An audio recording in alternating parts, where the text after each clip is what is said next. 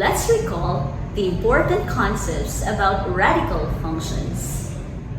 Consider f of x equal to the square root of x plus 3. Take note that the function is defined under the set of real numbers.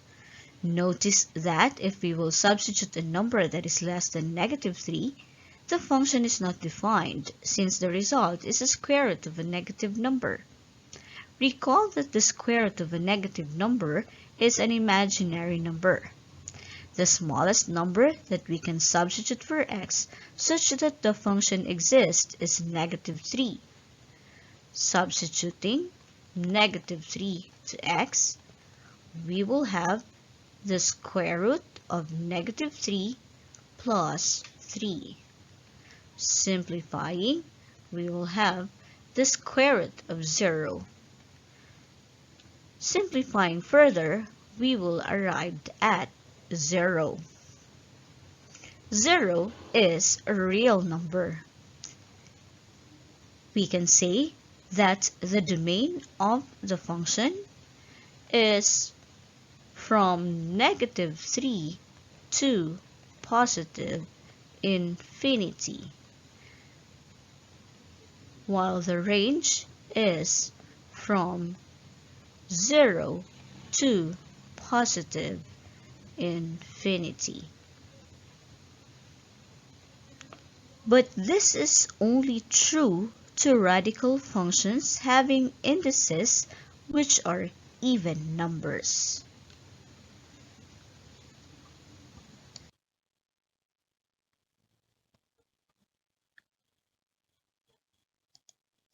We graph the function f of x is equal to the square root of x plus 3. This supports our claim that the function is defined for all x's such that x is greater than or equal to negative 3.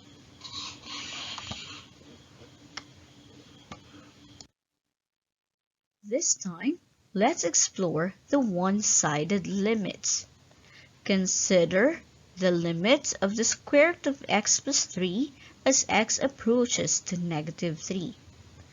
Since our a at which x approaches to is negative 3, and the function is defined under the set of real numbers, and that the domain of the function is from negative 3 to positive infinity, we will have a one-sided limit, that is, the limit of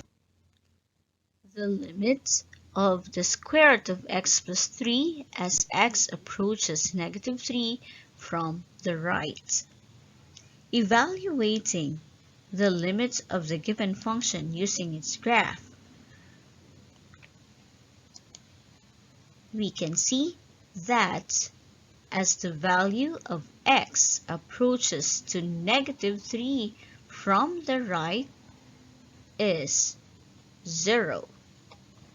Hence, the limit of the square root of x plus 3 as x approaches negative 3 from the right is 0.